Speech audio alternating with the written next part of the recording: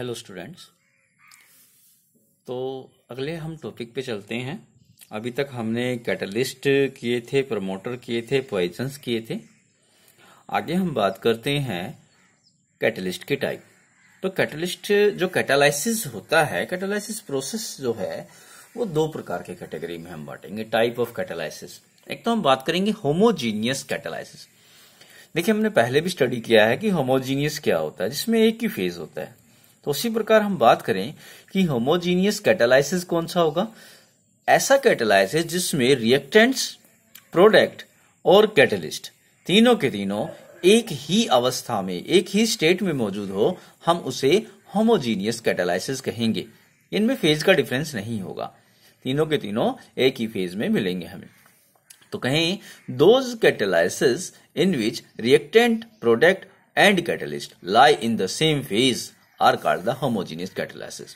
Example है जैसे कि SO2 जो कि गैस स्टेट में है, O2 ये भी गैस स्टेट में है, और NO की प्रेजेंस में जो कि गैस स्टेट में है SO3 बनाता है, ये भी गैस स्टेट में है। तो देखिए सभी गैस स्टेट में हुए तो it is a homogeneous catalysis.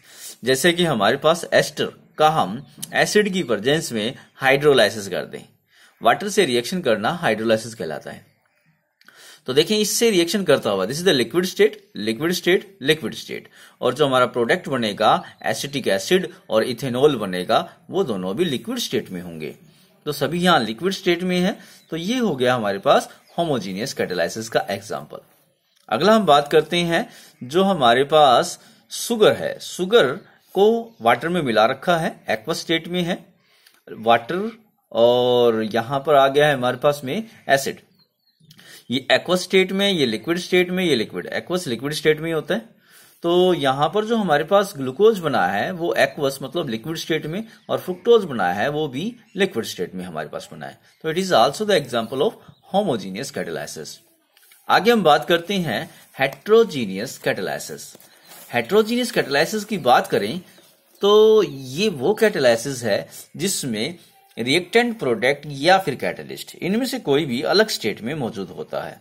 तो जैसे हम एग्जांपल लेते हैं, SO2 को जब O2 से रिएक्शन कराएं in the presence of platinum या फिर वेनेडियम पेंटा ऑक्साइड की प्रेजेंस में, जो कि दोनों के दोनों सॉलिड स्टेट में है, तो SO3 बनता है। तो यहां देखें गैस गैस और ये भी गैस, रिएक्टेंट प्रोडक्ट दोनों के दोनों गैस है, मगर यहाँ कैटलिस्ट सॉलिड स्टेट में मौजूद है, तो स्टेट होगी ना अलग। तो इसलिए हम इसे क्या कहेंगे, इसे कहेंगे हेट्रोजीनियस कैटालाइसिस। यहां देखें कि नाइट्रोजन गैस में है, हाइड्रोजन भी गैस में है, और आयरन की प्रेजेंस में जो कि सॉलिड स्टेट में है अमोनिया गैस बन जाता है। तो यहां पर देखिए रिएक्टेंट और प्रोडक्ट दोनों के दोनों क्या है हमारे पास में, दोनों के दोनों हमारे पास में गैस स्टेट में है, और कैटलिस्ट हमारे पास सॉलिड स्टेट में है। आगे हम बात करते हैं, जैसे हमारा अगला एग्जांपल है जैसे कि अमोनिया जो कि गैस स्टेट में है, उसे ऑक्सीजन जो कि गैस स्टेट से रिएक्शन कराएं प्लेटिनम की प्रेजेंस में जो कि सॉलिड स्टेट में है। तो यहां पर हमें गैस और गैस, तो देखें ये क्या हो गया, फेज अलग हो गया। या फिर हाइड्रोजनेशन का एग्जांपल है, एडिशन ऑफ हाइड्रोजन। एल्कीन से हम हाइड्रोजन को ऐड करें निकल कैटलिस्ट की प्रेजेंस में, निकल भी ले सकते हैं, प्लेटिनम भी ले सकते हैं और प्लेटिनम भी ले सकते हैं जो कि सॉलिड स्टेट में होते हैं, तो हमारा एल्केन बनता है। तो it is also the example of the heterogeneous catalysis. या फिर वेजिटेबल ऑयल को हाइड्रोजनेशन के द्वारा हम वेजिटेबल घी में कन्वर्ट करें निकल कैटलिस्ट, प्लेटिनम या प्लेटिनम की प्रेजेंस में, तो it is also the example of heterogeneous catalysis. तो आगे हम बात करते हैं adsorption theory of the heterogeneous catalysis. Heterogeneous catalysis के लिए एडजॉर्प्शन थ्योरी क्या कहती है। तो पहले तो हम बात करते हैं पुरानी जो थ्योरी बनी थी वो क्या कह रही थी। पुरानी थ्योरी ने कहा कि reactant in the gas state और in the solution are adsorb on the surface of solid catalyst. तो कहता है जो रिएक्टेंट है या तो वो गैस स्टेट में होंगे या फिर वो सॉल्यूशन स्टेट में होंगे, वो पहले कैटलिस्ट के सरफेस पर एडजॉर्ब हो जाएंगे। ये स्टेप नंबर फर्स्ट में उन्होंने कहा। सेकंड स्टेप में उन्होंने कहा कि increase in the concentration of reactant on the surface increase the rate of reaction. जैसे जैसे रिएक्टेंट के सरफेस के ऊपर कंसंट्रेशन इंक्रीज करेगी, रेट ऑफ रिएक्शन भी इंक्रीज होने लग जाएगा। तीसरी बात उन्होंने कहा कि adsorption is exothermic reaction, so heat release during the adsorption. तो कहता है एडजॉर्प्शन एक एक्सोथर्मिक प्रोसेस है, इसलिए इस प्रोसेस के दौरान हीट रिलीज होगी which help to increase the rate of reaction, वो रेट ऑफ रिएक्शन को इंक्रीज करने में सहायता करेगी। ये हमारी एडजॉर्प्शन की पुरानी थ्योरी थी। अब मॉडर्न जो थ्योरी है, जो नई थ्योरी है, वो क्या है? अब मॉडर्न थ्योरी यहां पर कहती है, जैसे कि यहां पर देखें, फर्स्ट स्टेप के अनुसार देखें यहां पर कि मान लीजिए ये कैटलिस्ट का सरफेस है और ये एक रिएक्टेंट है, ये दूसरा रिएक्टेंट है, ठीक है। तो यहां पर पहले प्रोसेस में क्या होगा? Diffusion of the reactant to the surface of the catalyst. ये कैटलिस्ट का जो सरफेस है, इस सरफेस के ऊपर ए और बी दोनों के दोनों डिफ्यूज हो जाएंगे, ठीक है। डिफ्यूजन होने के बाद, फैलने के बाद इसमें क्या हो जाएगा कि ए और बी इस सरफेस से ऐड हो जाएंगे। दूसरे स्टेप में क्या होगा? Adsorption of the A and B. देखिए ए और बी एडजॉर्ब हो गए हैं सरफेस के ऊपर। अब उसके बाद क्या होगा? Formation of intermediate. ए और बी कैटलिस्ट से तो जुड़े ही हुए हैं, आपस में भी जुड़ जाएंगे। देखो ए और बी ने आपस में भी बॉन्ड बना लिया, इससे भी बॉन्ड बना रखा है यहां पर, ठीक है। तो इससे क्या बन जाएगा? इंटरमीडिएट बन जाएगा।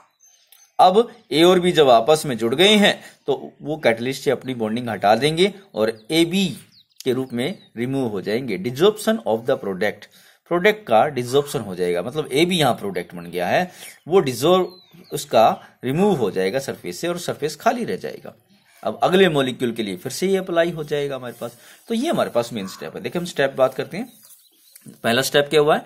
Diffusion of the reactants to the surface of the catalyst. इस सरफेस के ऊपर ए और बी दोनों डिफ्यूज हो जाएंगे, बराबर एक दूसरे के आसपास डिफ्यूज हो जाएंगे। दूसरे स्टेप में क्या हो रहा है? Adsorption of the reactant molecule on the surface of the catalyst. हमने अभी दिखाया है कि एडजॉर्प्शन हुआ था यहां। तीसरे में कहा है formation of intermediate by the chemical reaction on the surface of reactant. A और बी जब सरफेस पर ऐड हो गए हैं तो ए और बी आपस में भी रिएक्शन करने लग गए हैं और उनके बीच में केमिकल रिएक्शन हुई है कैटलिस्ट के सरफेस के ऊपर। Desorption of the product on the surface of the catalyst, और जो सरफेस है वहां पर जो रिएक्शन के द्वारा जो प्रोडक्ट बना है वो रिमूव हो जाएगा, डिसॉर्प्शन हो जाएगा। The surface area available more for the reactant occur, और यहां पर सरफेस एरिया खाली हो जाएगा अगले रिएक्टेंट्स के लिए। तो ये हमारे पास एडजॉर्प्शन की थ्योरी थी। इसके बाद हम बात करते हैं एक्टिविटी ऑफ कैटलिस्ट। कैटलिस्ट की एक्टिविटी क्या होती है?